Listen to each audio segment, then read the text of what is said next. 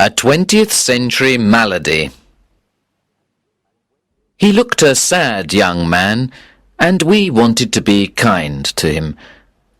When he moved into the house next to ours, my wife, Janet, said, "I think he's sad because he lives alone. I feel sorry for him." We live in a semi-detached house outside a village. The house next to ours was empty for a long time, and then the young man came. He arrived in a van with a few pieces of furniture. Then we didn't see him very much. Sometimes he went for a walk in the country. And every day he walked to the village to do some shopping. He always walked. He didn't have a car. "Perhaps he's too poor to buy a car," said Janet. "Let's take him into the village tomorrow." So next day, when he came out of the house to go shopping, I offered him a lift. "No, thank you," he replied. "I prefer to walk." We looked surprised. "But it's over a mile to the village," I said. He smiled. "I like walking." And he walked on. "He's just shy, poor boy," Janet said. So we tried again. Next time he came out, we were waiting in the car. We said that we were going to the village and offered him a lift. He looked away quickly. Was he angry or shy? "Thank you very much, but I prefer to walk," he said, and he walked on. Janet was surprised, but she continued to think about how to help the young man. "He's very thin," she said one evening. "I'm sure he doesn't eat good food.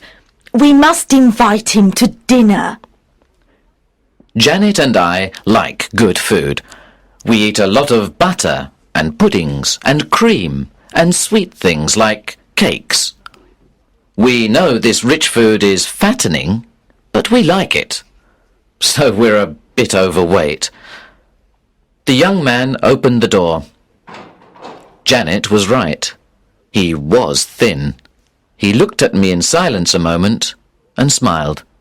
"Thank you. You're very kind, but I can only eat certain food. I have a special diet." What sort of diet? "Oh, fruit, vegetables, bread." Are you a vegetarian? "Yes, I am." My wife is a very good cook, I said. She can cook a delicious vegetarian dinner. Please come. He looked away and said nothing. You must come, I insisted. My wife will be very disappointed. He thought a moment. "Okay, I'll come," he said. He didn't look very happy about it. But Janet was very happy. She cooked a wonderful vegetarian meal, but she put butter in the vegetables, and she also made a big fruit pudding with lots of sugar and cream. "He must eat some real food," she said. That evening we learnt the young man's name, Richard. He didn't talk much, but we also learnt that he was 28. He couldn't find a job, and he didn't have much money. His parents were dead, and he didn't have any brothers or sisters. We felt sorry for him. He didn't eat much that evening. He said he wasn't hungry. Janet was a little offended. "I cooked all that horrible vegetarian food for him, and he left it on his plate. And he didn't drink any wine either." Yes, Janet was a bit angry. But she quickly forgot about it. Then she began to think about Richard again. "Poor boy, he's all alone in that house," she said. "He hasn't got any friends and he hasn't got a girlfriend. It's terrible. What does he do all evening?" She looked at me sadly. He watches telly, like us. Suddenly, she had an idea. "We must invite him to come and watch telly with us. That will cheer him up. I think he likes to be alone, Janet, I said. He's a quiet person. But he isn't happy. I can see it. How? He doesn't speak or laugh much, but I think he's happy. Well, I say he isn't happy, Reg. You must go and bring him here this evening. I want him to be happy. So I went out into the cold, wet night and knocked on Richard's door. Would you like to come round to us? I asked. He smiled. Why? We can watch telly and have a bit of food. He suddenly looked frightened. No, not telly. I never watch it. His face was very white. Now I was really surprised. Well, perhaps you want some company, I like my own company. he said, and he shut the door quickly. When I told Janet, she was furious. Who does he think he is? We only want to be kind to him. At 3 o'clock the next morning, she woke me up. Hey, Reg, wake up! I've got a great idea. She cried, a big, happy smile on her face. We'll have a big party with all our friends and relatives. We'll tell Richard that there will be a lot of noise and invite him to come. I didn't like the idea. I'm not going to invite him this time. Good night, dear. So Janet invited Richard to the party. He couldn't say no, poor boy. But Janet told him he had to come. And he came. But I could see he wasn't happy.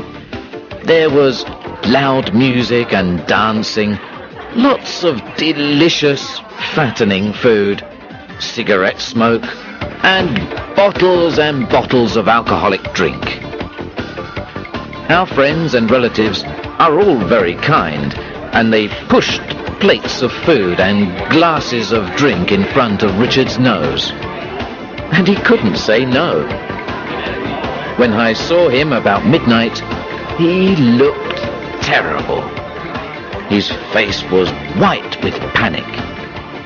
People were shouting, singing, and dancing all around him. He couldn't escape. Then, about 15 minutes later, he wasn't there. Where's Richard? I asked Janet. Oh, he had to go, She replied. He said he wasn't feeling well. What a pity. He was enjoying the party so much. A few nights later, there was a knock at the door. When I opened it, I couldn't believe my eyes. It was Richard. He was standing in the wind and rain. He was as white as a sheet. His eyes were dark and strange. Could you phone a doctor? He said in a quiet voice. I'm not feeling well. I told him to come in and sit down. While I phoned, Janet made a cup of tea. Then she sat on the sofa with Richard. She was happy again. What's the matter? She asked. I feel hot. I've got a headache, and my heart is beating fast. Oh, you poor thing, Janet said tenderly. Dr. Rockall arrived soon and examined Richard. He said, You've got a fever, and your heartbeat is not regular. You must rest. Stay in bed for a few days. Relax, and eat plenty of good food. Here's some medicine for the fever. At the door, he said to me, It may be a virus, or perhaps an allergy. If he isn't better in a few days, call me. Of course, Janet was really happy. She wanted Richard to sleep in our house, but he said no. He wanted to go back to his house. So we took him next door and put him to bed. Now we could see inside the house for the first time, and we were amazed. He had tables, chairs, a sofa and armchair, carpets, bookcases, pictures, cupboards, etc. But there was no television set, no video recorder, no phone, no home computer, no hi-fi. There was nothing modern, not even electric lights. He had big candles in all the rooms. He took the medicine and quickly fell asleep. I'm going to stay here and look after him, said Janet. Oh, look at this place. The poor boy hasn't got enough money to buy a telly. Let's get our old TV set. He can watch it in bed. But Janet, he doesn't like TV. But she wasn't listening to me. I knew why she was doing these strange things. We haven't got any children, and she wanted to give Richard all the kindness of a mother. When he woke up and saw the TV at the end of the bed, he looked frightened. He tried to move and speak, but he was weak. The doctor said you must rest, smiled Janet. So be a good boy. Relax and watch TV. There's a quiz show and then cartoons, then a comedy show, a soap opera and an old film. A thriller, I think. She made his pillow comfortable and pulled the bedclothes tight. He couldn't move. He stared at the TV with great frightened eyes, like a rabbit in front of a snake. Are you hungry, Richard? said Janet. He tried to move his head, but it was difficult. Good. You look so white and thin. You need some real food. Richard tried to shake his head. There was terror in his eyes. No, I won't listen to you, Richard. You're going to eat and eat and eat. Then you'll get big and strong. Janet cooked some cream of chicken soup and eggs and toast with lots of butter. Come on, don't be naughty, Richard. Open your mouth. That's right, eat up. And Janet began to push the food into his mouth. She stayed with Richard for 6 days and nights. She slept in the next room. She got a mobile phone for emergencies, but she called lots of friends and relatives and asked them to come and visit Richard. The phone was always ringing. People came and went, and it was very noisy. Then she got an old radio cassette player from our house, and Richard had to listen to music or radio programs. She even decided to hire a video recorder. Richard was Janet's prisoner. He did everything she wanted. For 6 days, he stayed in bed and watched TV and video films, or listened to loud music and the talk of visitors. His eyes were like glass. His face had no expression. He was like a zombie. Janet cooked him 3 big meals a day, and he began to get fat. But he didn't get better. After 10 days, he was very weak. He didn't move and he didn't speak. He only stared in front of him. Why doesn't he get better? Janet asked Dr. Rockall. It's strange. He looks better. He isn't thin and white now. Has he eaten well? Oh, yes. Lots and lots of good food. The fever has gone down, but his heart is still bad. I can't understand it. Look at his eyes. They look strange. Perhaps he's asleep. Oh, what shall we do, Doctor? Janet cried. Well, we can't take him to hospital. There aren't any free beds. We have to wait a few days. Perhaps I'll contact one of my colleagues in Germany. Call me if there's any change. There was a change. 2 days later, a man arrived at our house. He was tall and strong, with a great black beard and a red face.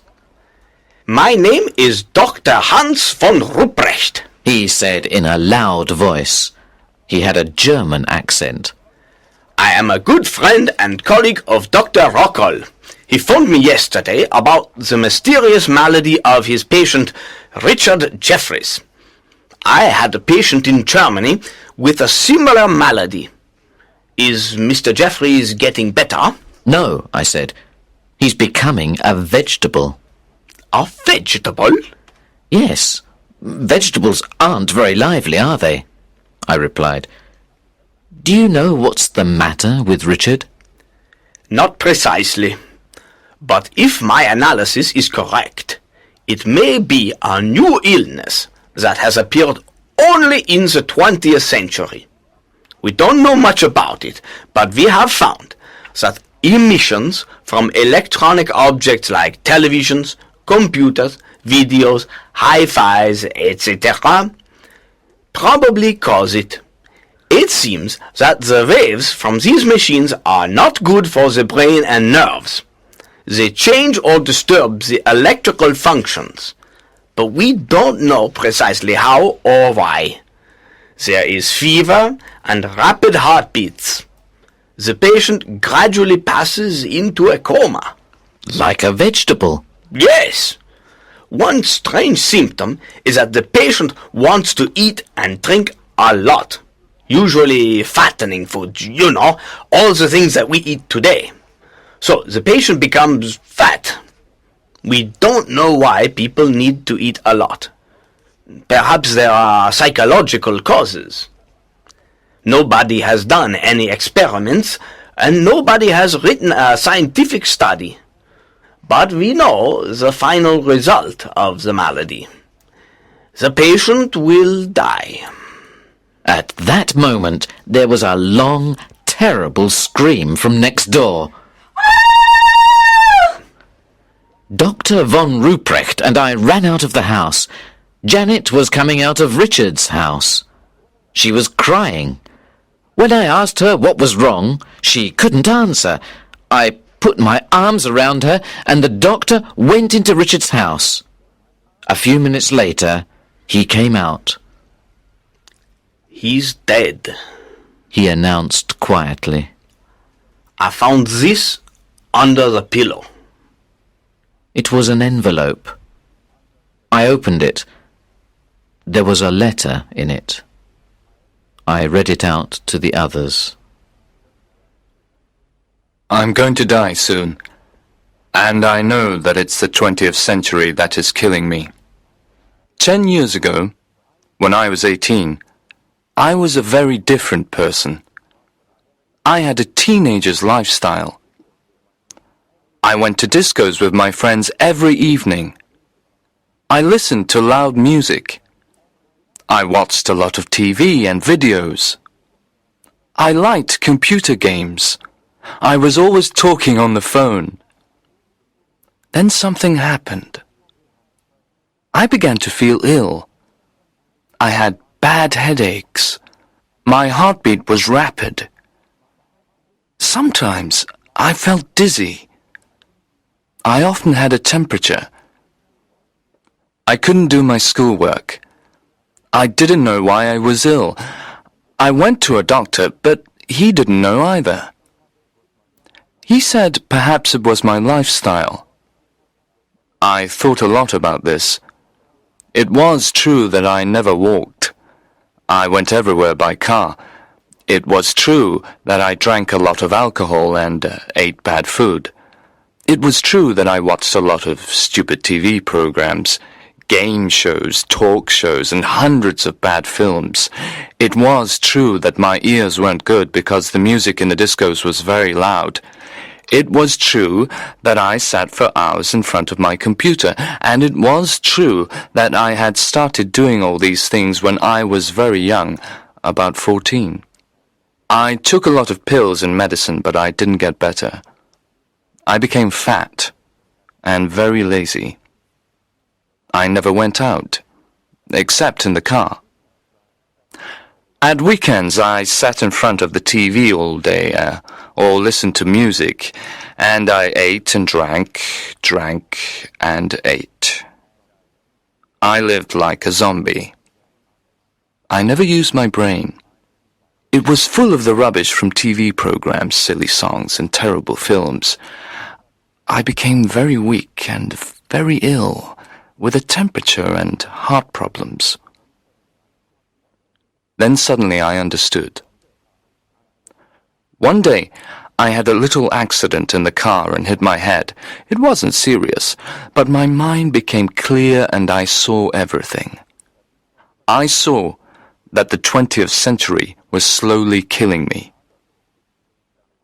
So, I changed my lifestyle. I stopped living like a zombie. It was very difficult. My lifestyle was a habit, a very dangerous habit like taking drugs. Life at the end of the 20th century was killing my mind and my body. So I began to walk everywhere. I didn't watch TV or listen to stupid music. I sold my computer and my video recorder. I didn't go to discos. I stopped eating bad food and drinking too much alcohol. And I lost all my friends, too. But the 20th century was everywhere. It was too strong, and I had to escape from it. So I came here to the country. But I couldn't escape. The 20th century is too strong. I can't fight it. I know I'm going to die soon. Goodbye. Richard Jeffries. When I finished, Dr. von Ruprecht said sadly, So, now we know that this is an illness of the mind, caused by living in the 20th century. Can I take this letter with me, please? I want to write a report about Richard's case and publish it. Then all the world will know. But before the doctor could finish, poor Janet fell to the ground with a strange cry. Ooh! Von Ruprecht examined her, then looked at me. She has got a temperature. Her heartbeat is very fast. He shook his head sadly.